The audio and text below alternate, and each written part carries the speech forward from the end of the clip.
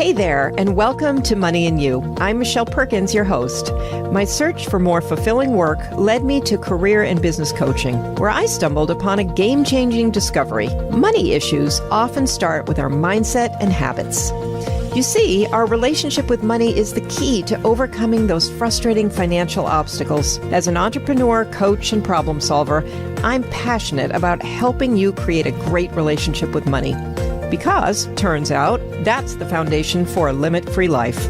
Each week on Money and You, I speak with amazing guests about all things money, mindset, practical tips, and everything in between. We're here to give you new insights, education, and empowerment so money can be one of your favorite relationships. So join us for some lively conversations and let's transform your financial life together.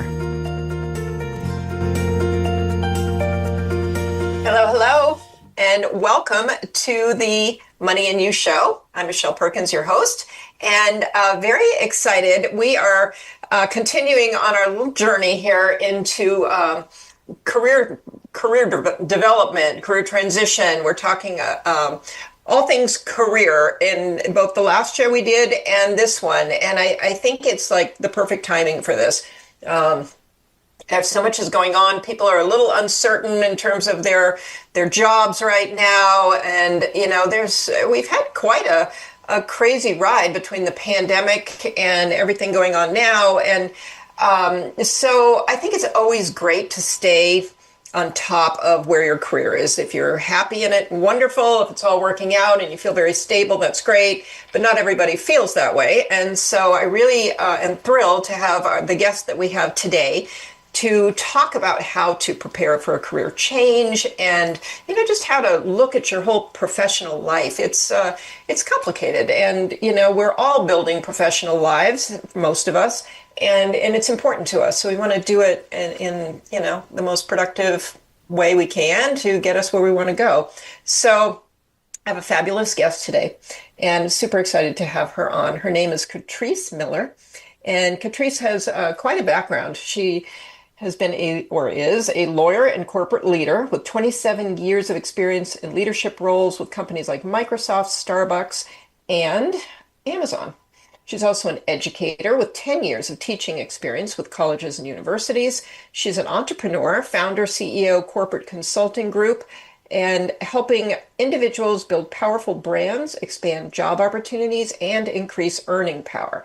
She's also a professional speaker with 15 years delivering keynote speeches and inspiring students. So, Catrice, welcome. Well, thank you so much for having me. I'm very excited to be here. I am very excited to have you here. And I remember when I first saw your bio, it was amazing. And there's so much that you do. So I feel very grateful that you can take the time to be with me and with the listeners today, because you are truly a wealth of knowledge. And we also connected in terms of career coaching, which is how I started my business, and just something I love. I love helping people to find work they love, because I think that is such an important aspect of life. Not everybody agrees with me, but I feel like you're just, if you can find fulfilling, meaningful, purposeful work that you enjoy, it just is such a huge aspect of one's happiness and love for their lives. So anyway, that's me. But so you must have a little of that as well, or a lot, because you moved into this career coaching realm as well. So do you want to speak a little to how you got here? Sure. So I totally agree.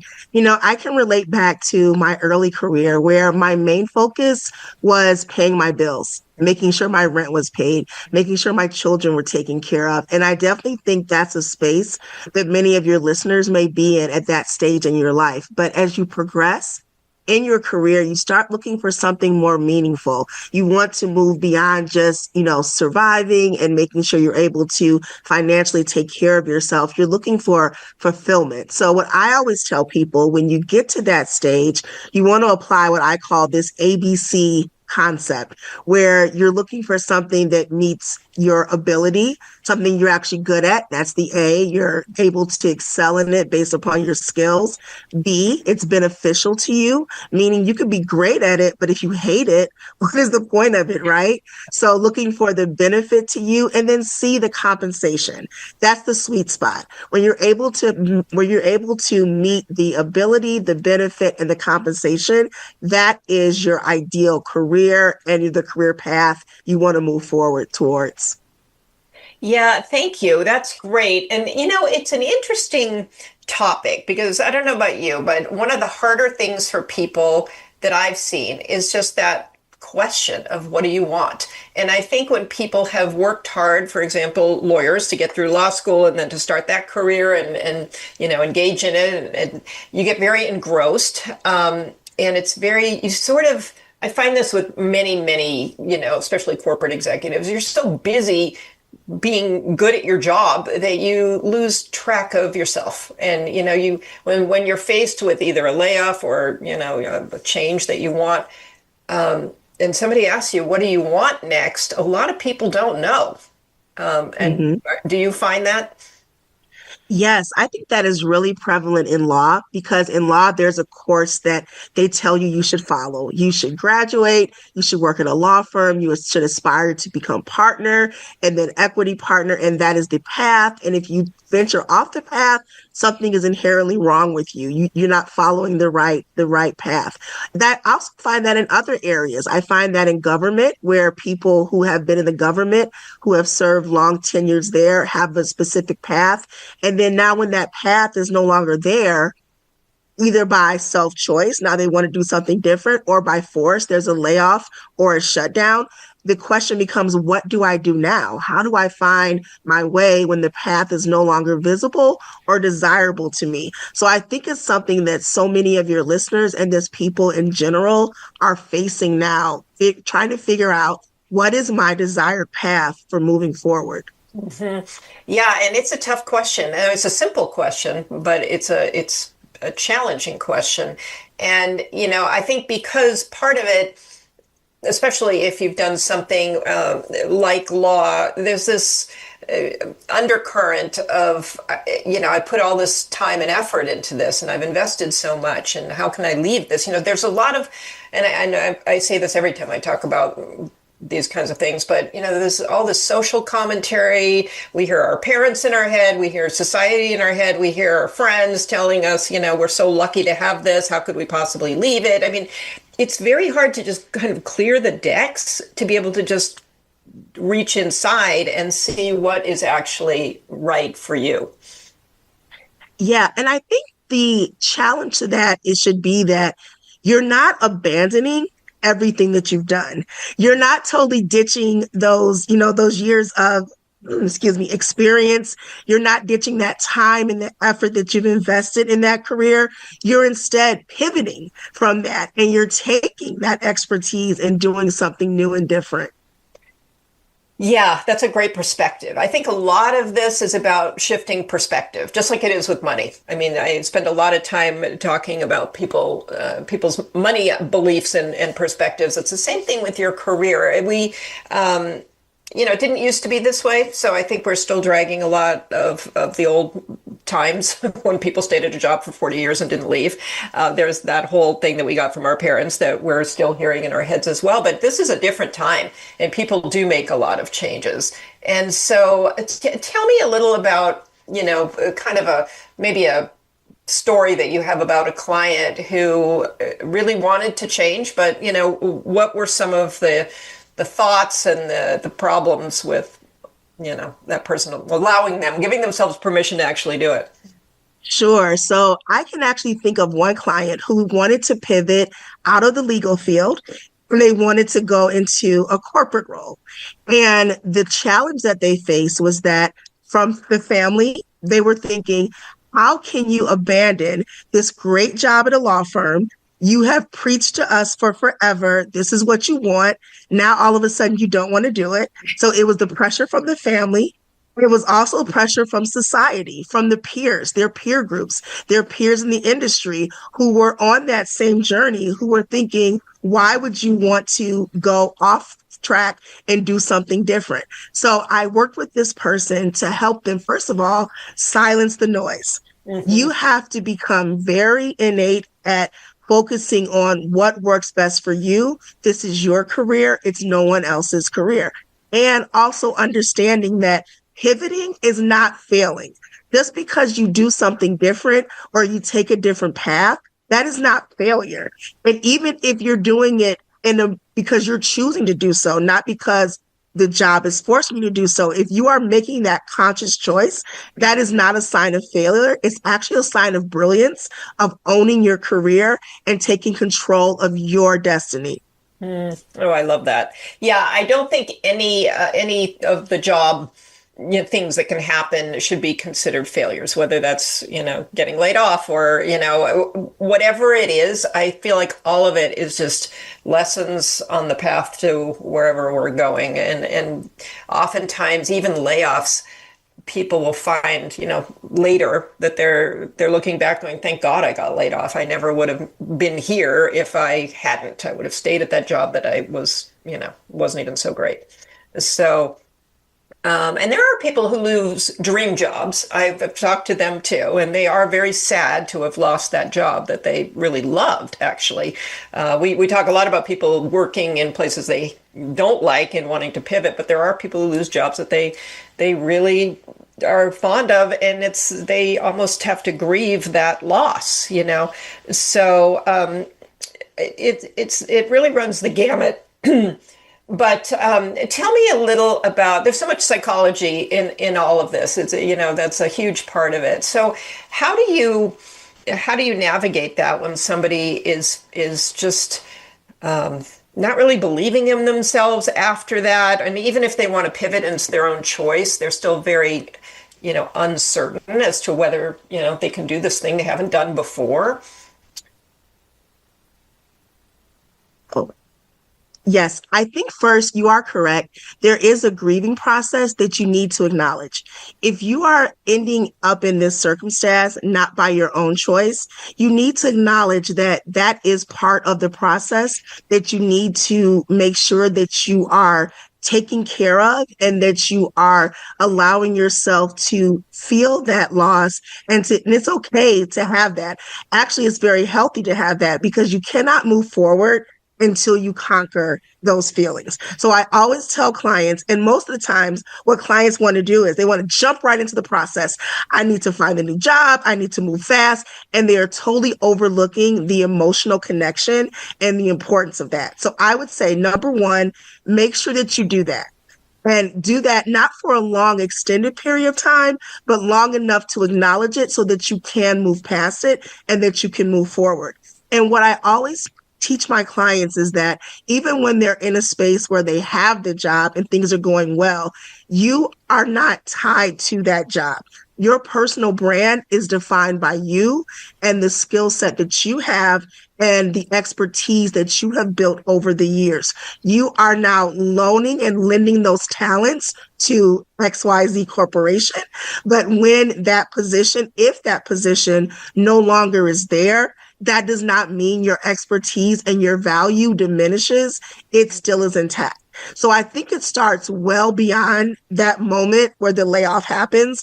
It's coaching yourself to understand that you are not defined by your position. And it's hard because, you're with a company for 20 years. You build professional, even personal relationships with your colleagues. They're like family. So it starts to become even harder to self-identify your own brand within those circumstances. But I always make sure I coach clients to always be mindful of that. So in the event that this happens, you're able to navigate and pivot well from it.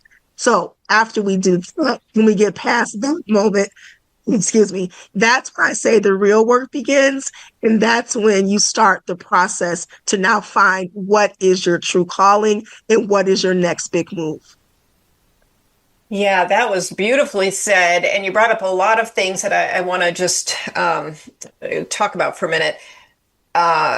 This idea, and I've had this happen with a lot of higher level executives too, where the minute, they find themselves in a situation where they're not working, where they've worked maybe for decades, their first thing they want to do is do their resume. And that is, I mean, how would you even do your resume at that stage? You don't have any idea what your next objective is, really, unless you want to try to get the same exact position somewhere else. But they're very anxious to get going with this. And we really need that pause to, take a fresh look at your life and what you've done over these years and what you like and don't like. How do you start people when they come to you and, in that kind of state where they're, I know you don't jump into the resume first, but what do you do? Absolutely. It starts with first identifying what is your next target role. It's not, I'm so sorry. I'm so sorry. I know you're having a little cold and I feel like I'm pressuring you to talk. No, you're not pressuring me. It comes and goes. So my apologies. So it starts by identifying what is your target role going to be. And your target role isn't always the last job that you held. Your target role is the next position that you want to hold based upon the experience that you have and the career path that you have built in your career history. So before you could even build a resume, you have to figure out what role am I targeting? Because that's going to define how you move forward in your job search. So you're right. So many clients want to instantly jump into, let's fix the resume. Let's apply for 100 jobs a day. Yeah. That's not how it works. It's not how it works. You cannot just think of anything that you're aiming for. If you don't have a target, you're not going to hit your goal. So you need to look at your job search in the same way.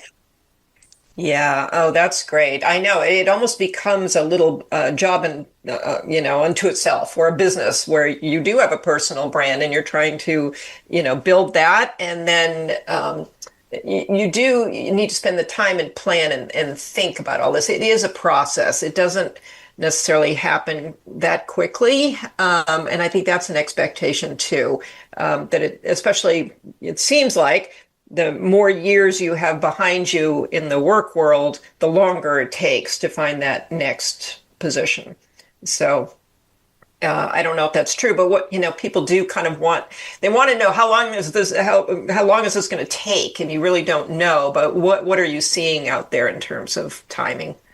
Yeah. And unfortunately, that's something that we just can't define. And that's one of the common questions that you get. How long will it take me to find a job? Yeah. And I think that so many people put the quantifying aspect on it.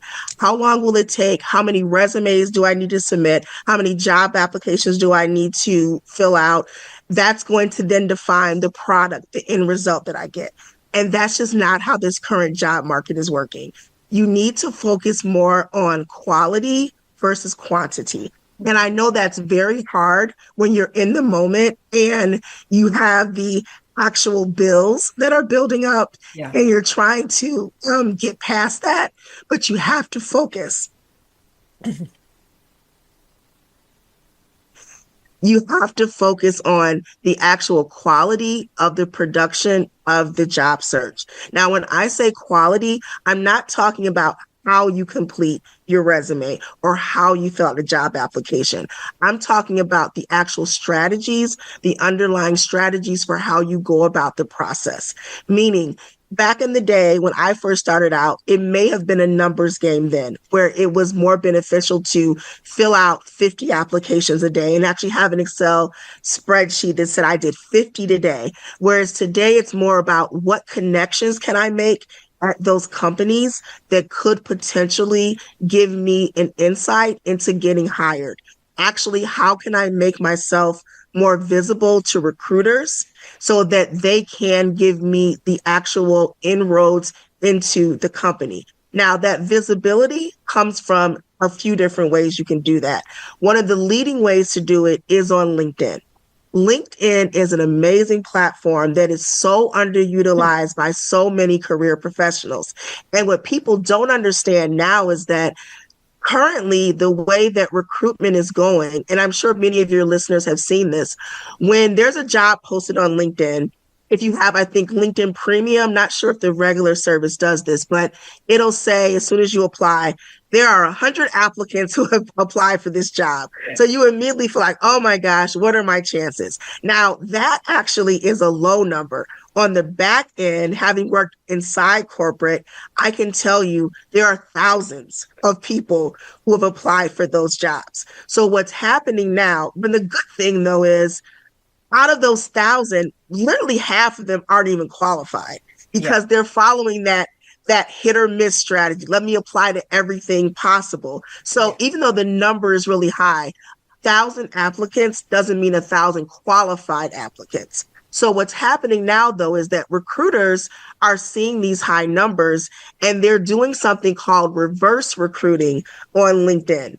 They're using LinkedIn as a platform to go out and almost cherry pick and find qualified applicants reversely by those who have not actually applied for the job, but those who have their LinkedIn profile set up in a way that is going to be attractive to those recruiters. So that's one of those examples of, like I'm saying, quality versus quantity. So taking some time to actually putting in the effort to making sure your profile is set up in a way that you're going to attract recruiters. Because think about it like this. The recruiters aren't doing you a favor. Their job literally hinges upon finding qualified applicants. So as important as it is to you to land that job, it's just as important for them to land you in that job. Yes. So it's like, why don't you help them help you? Because it's a win-win for both parties. But that's just one example of quality over quantity. And sometimes an applicant may think, a job seeker may think, I don't have time to make my LinkedIn look pretty or make my LinkedIn look optimized. What does optimize even mean? They think it's just busy work, but really it can be extremely beneficial. Oh, I so agree with you. And yeah, LinkedIn has changed a lot. When I started coaching, it was important, but it's really evolved. And now, not only is LinkedIn important, but networking is important. And LinkedIn is one of the best ways, it's a great tool for networking. And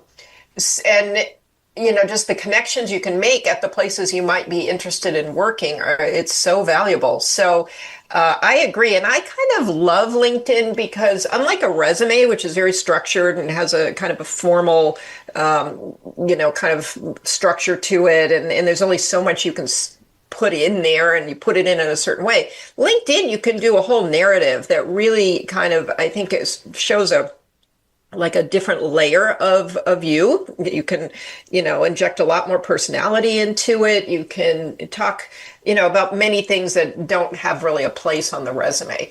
So what are some of your tips about how to do this, kind of improved LinkedIn profile? Yes. So every part of LinkedIn, I want you to think of it as prime real estate.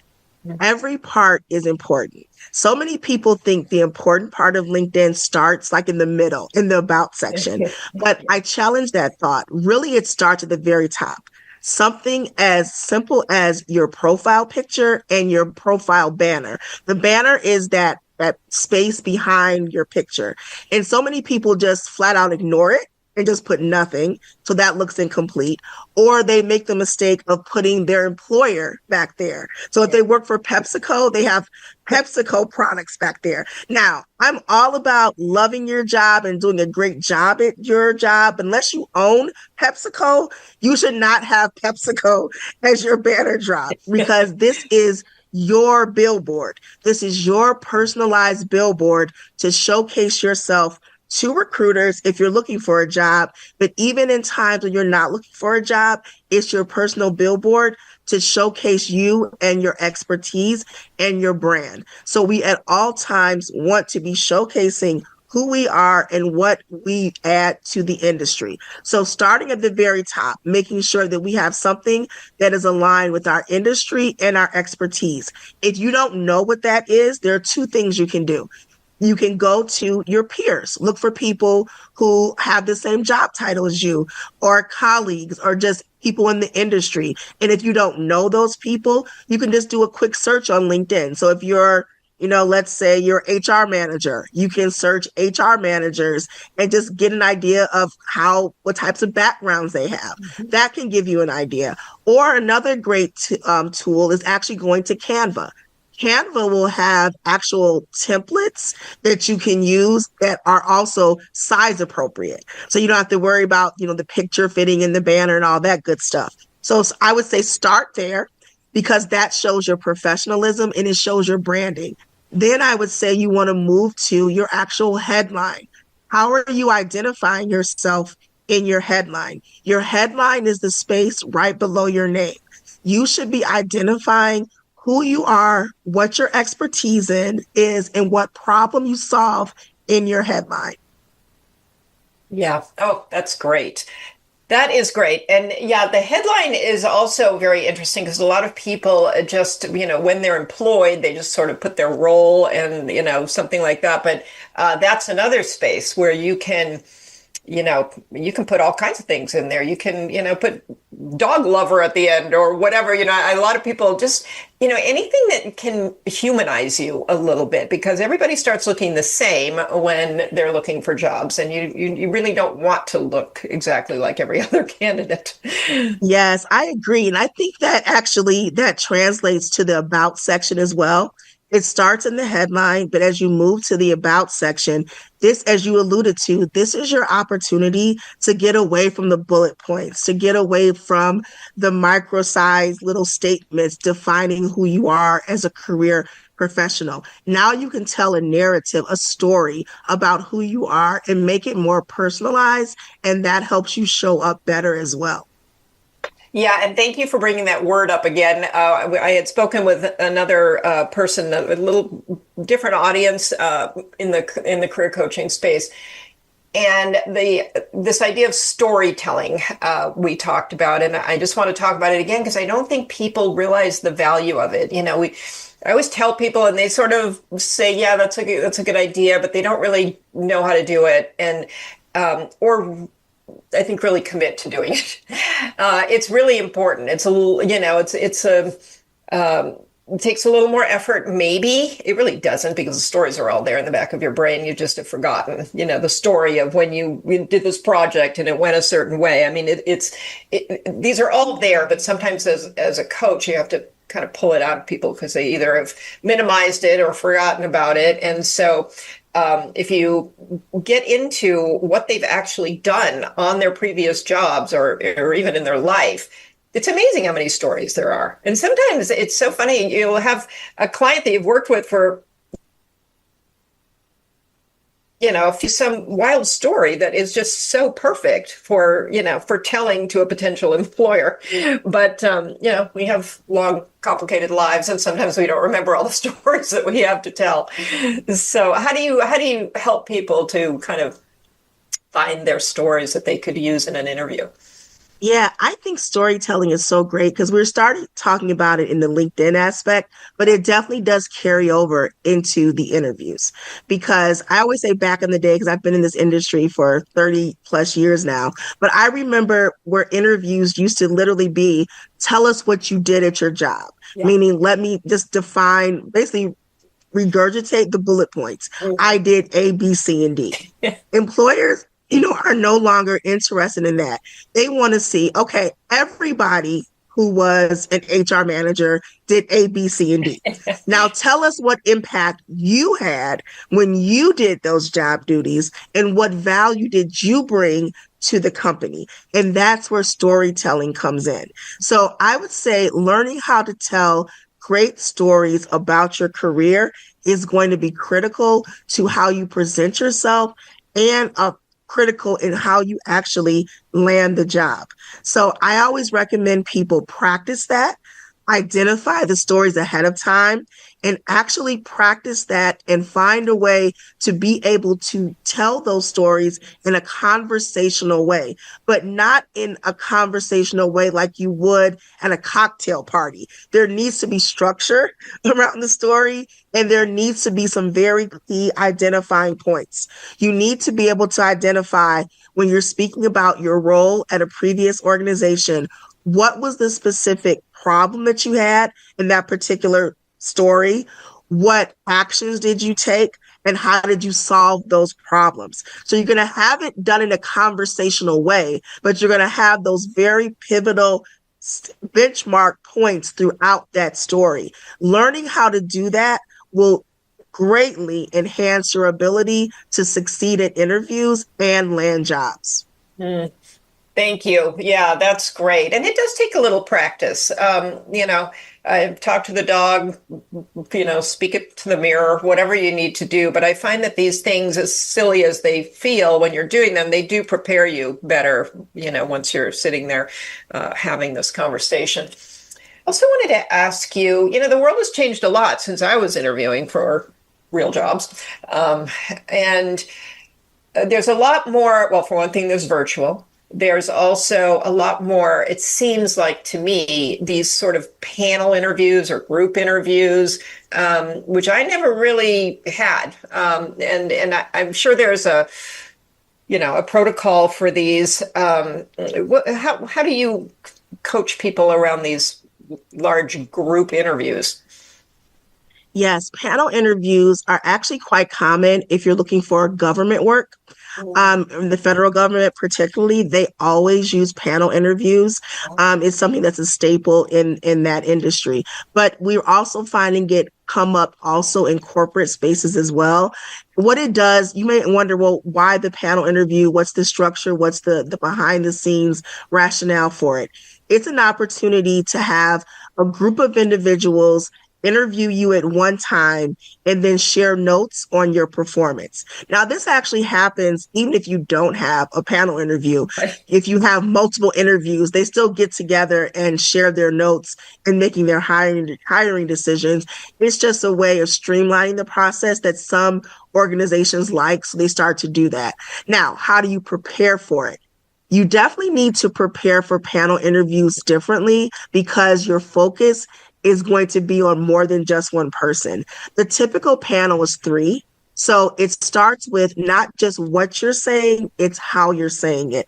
Human nature, if you're talking to someone, you're directing your eye contact to that person. So you tend to forget about the other 2 people on the end of the panels. So you need to consciously make sure, even if the middle person asks the question, they're asking for the group. So you need to make sure you're making eye contact with all of the parties who are on the panel to make sure that you're making that personal connection.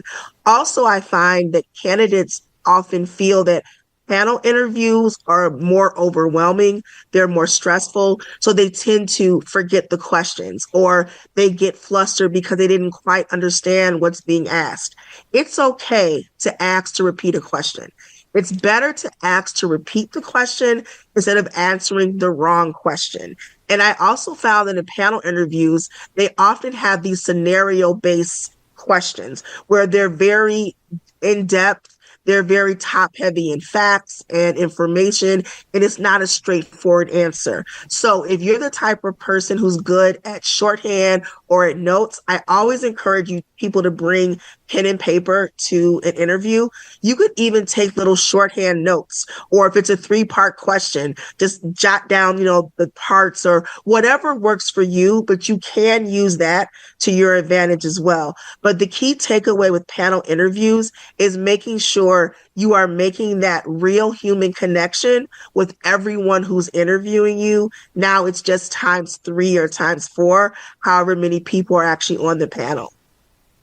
Yeah, thank you. It is more daunting. It is. I do think it makes people more nervous, and I see why. And that's another great use of LinkedIn is when you find out who's going to be on the panel. Hopefully you can find that out. You can go and do some research on each individual too, so that you feel a little more like you know them, and also you can address them more, with that in mind. So I think just real quick to add to that, I think that's an extremely important point, whether it's a one-on-one interview or a panel interview, making sure that you are doing that LinkedIn research to see who's actually interviewing you, to see if you have any commonality with that person, or even if you don't, just to be able to understand their background and who they are, because this is the person who's actually potentially hiring you for the job.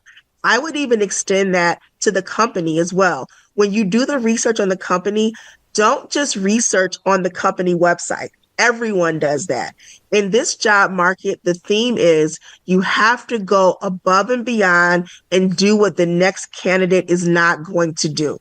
So, in order to do that in this particular space, I encourage people to go beyond the website, look at them, look at the company in the news to see what's going on with them in the news industry.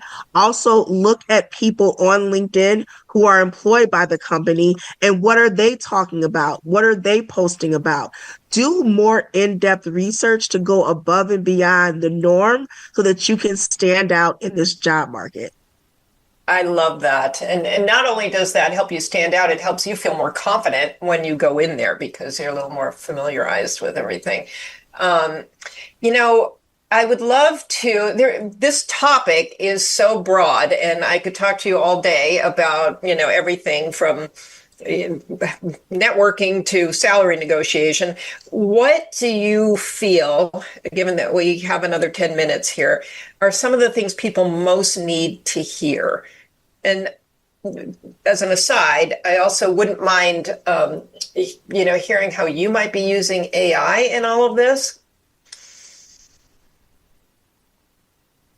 Sure. So first, mentioning AI, I think people need to embrace AI on two fronts. Number one, in your job search, and we'll talk about that in a moment, but also in your experience and your tool belt for your skills assessment. One of the most common questions that's being asked now in interviews is, what is your experience with AI? How do you use AI, and how have you used it in this capacity as it relates to the job that you're applying for? You need to have an answer to that question. Now, I'm not saying you need to lie. If you don't have AI experience, you should not lie and say, I'm an AI expert. So two things you need to do: get up to speed with AI. And there are lots of ways that you can do that very quickly while you're looking for a job that's cost effective and time effective. So you need to get up to speed with the use of AI as it relates to the industry and the target jobs you're applying for. But also you need to present an actual position of flexibility, showing the company that you know this much about it, but you're always open to learn more and to adopt it more into the job and into the role. So using AI in your experience and for the actual job you're applying for when you're speaking about it in an interview. Now, how should you use it in preparation for the job search? You can totally use AI to help tweak and perfect your responses, to help you do research. It is like an electronic technical assistant who's there for you. Now, people think that, oh, it doesn't take the place of humans. I totally agree. It does not have the capacity to think like a person and essentially put all the pieces together for you. It gives you the pieces. Your brain is your expertise and your knowledge of your career, the job you're applying for, and all the things that you know well. You're going to be the mastermind putting it all together. But AI can be a great research tool for you to give you those pieces, to give you that information, to cut down on some of the legwork on actually researching and learning how to respond to questions, learning information about the company, lots of different things you can use AI for. And I always tell people, just try it out. There's nothing wrong if you put in something and it doesn't yield the response you're looking for. That's okay. But what if it does? So I would say definitely play around with it in your job search, utilize it. Just don't rely on it 100% because you have to still be the architect of your career and of your job search. But there's nothing wrong with using it as somewhat of an assistant in that process. So that's going to be the actual AI component. Now, what I also recommend for people, the top thing I would tell them now that they need to do, they need to make sure, you mentioned it earlier, networking. Networking sooner and more often when you don't actually need to network.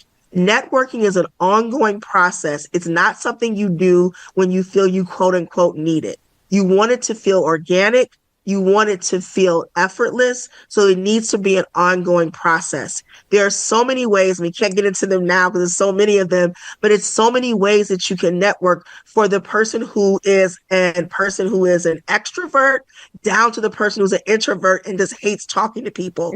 There are ways you can network on LinkedIn that you can use if you're that introvert personality, even down to how you actually connect with people, the messaging that you use. We've almost become a bit robotic in our connection requests. They'll give you an option, connect or connect with the message. Everyone's like, just connect. They ignore the message. Why not just send the connection message and say, hey, I see we both went to Northwestern University and you're also in the legal field. Would love to connect with you and stay connected on LinkedIn. That's going to go a lot farther than the person who just robotically hit connect, connect, connect. That's a personalized message. And as I said before, people love commonality. So when you can show that you have something in common with an individual, they're going to be drawn to you even more. So my advice to your audience is to network more, network often, and do it organically so that it becomes effortless. So that when you feel you really need it, you've laid the foundation and everything is there for you. Wow, those were great answers to both questions. And I love everything you said. And you did help drive home that point that networking is so important. And it really is. I'm always really sad when, somebody who's lost a 25-year job and they haven't been networking because they've been doing their job. And so they didn't think they needed to network. But if you do it consistently throughout your career, you never hit those pockets where you need those connections and you haven't been working on them, and now you have to stop and remake connections before you can really move forward and get any sort of support from these people. I'll actually, sorry to be there. No, go. I'll add, and I always tell people, I love telling people not just my success stories, but also my struggles and my fails. One of my big failures was I was the queen of networking when I was in the law firm culture, because my career progression was law firms, government, and corporate. When I was in the law firm culture, they breed networking. Right. Like everyone networks. When I got to the federal government, no one told me not to network, but there's just this atmosphere of you're going to have this job for a long time. There's no need for that. So my networking failed tremendously. I went down as far as the number of conferences I attended, LinkedIn, reach connections, just everything just slowly, declined to the point where I wasn't really networking at all.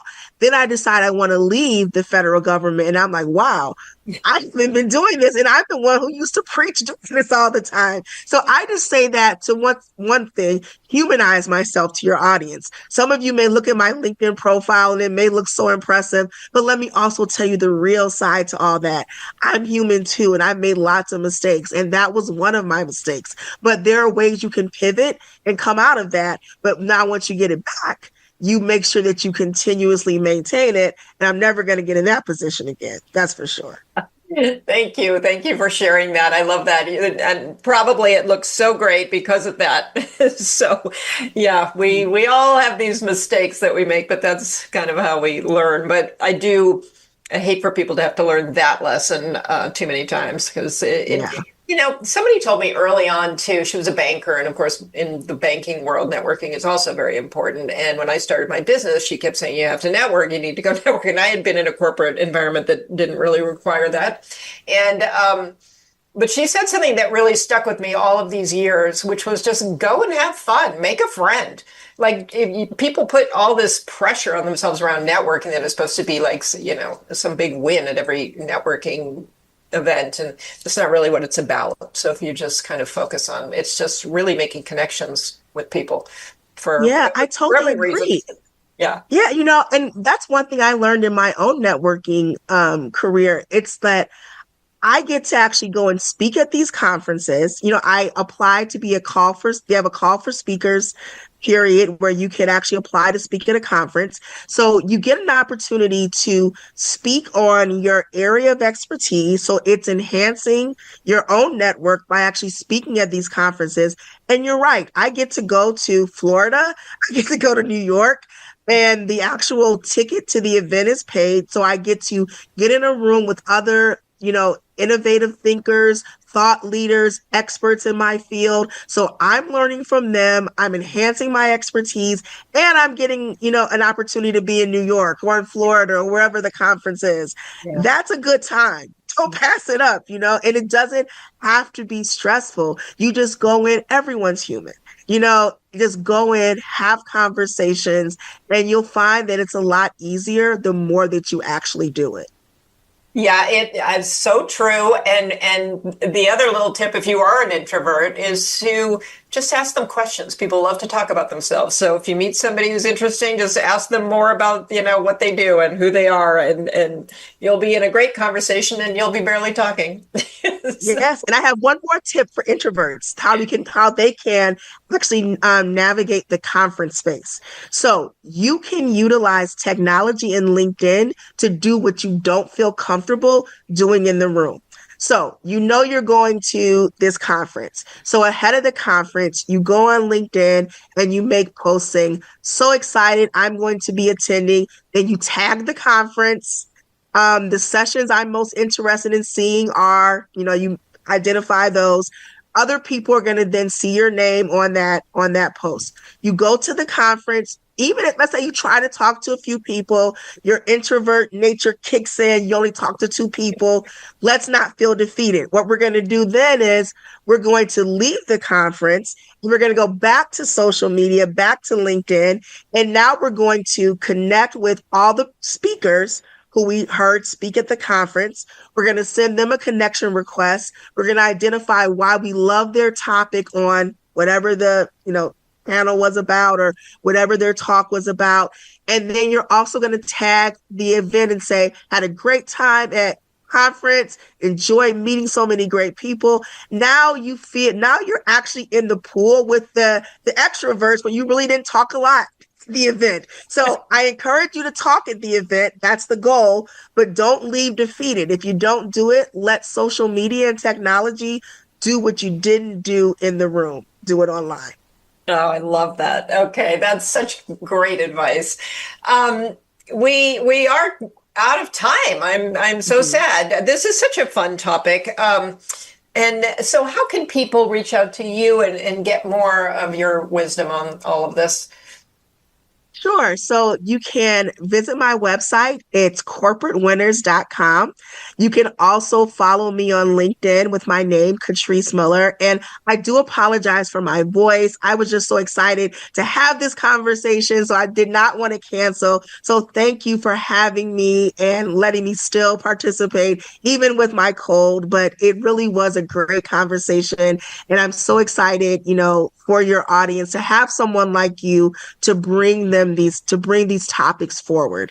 Knowledge is power, and you're providing this to your audience, giving them the resources and the tools they need to actually excel in this space in their financial gains and in their career strategies. So kudos to you and thank you. Thank you. That was very, very kind, and it was also kind of you to spend the time with us when you aren't feeling as well as you could. Mm-hmm. So I really appreciate that. And you're really a wealth of knowledge in this area. And we had planned to discuss it. It didn't really come up, but your background in employment law doesn't hurt either when you're working. Mm-hmm. There's a lot of insight that you would have that somebody else would not. And so, you can help avoid some pitfalls and do a lot of other things as well. So, and also with negotiating, I help clients with that from that aspect. Yeah. Yeah. Well, I love that topic too, especially for women.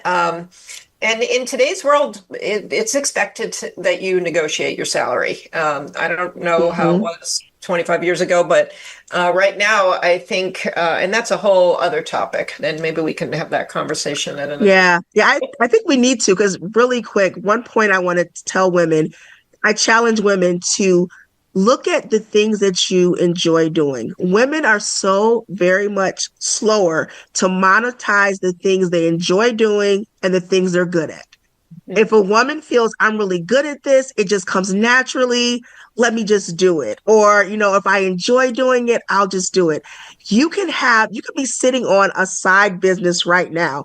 Not saying you have to leave your 9 to 5 job or your corporate path, but just something to add financial security to your actual career, or also just be the passion project. You can be passionate about it, enjoy it, and still monetize it and create extra income. Whole different conversation, but I really want women to think about that, because I was that woman. That's how career coaching started. I was actually coaching people for years because I enjoyed it and I was great at it, not actually putting a business behind it. So learn from my mistake, guys. Learn from my mistake.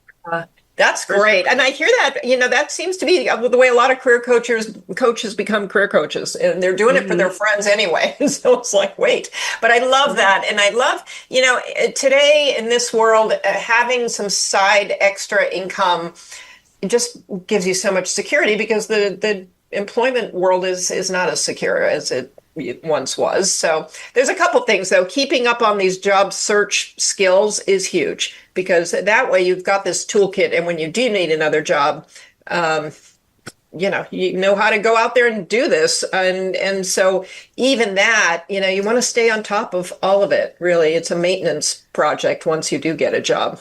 So anyway, we could keep talking. Yes, but we'll stop it. I'll invite you back on. This is great. Would love to come back anytime. Thank you so much. All right. Well, Catrice, you were fantastic, and thank you so much for being here. And audience, I know you got a lot out of this, and I would really, suggest you share with your friends and family who might need to hear this show. I mean, there's a lot of people who want to hear it, and there's a lot of people who need to hear it because they're in the middle of some kind of a transition. So please share, and please rate and review and subscribe to the show, because we love bringing people like Catrice on, and we'd love to keep doing that. And the more people listening to the show, the easier that is. So thank you so much, and we'll see you next week.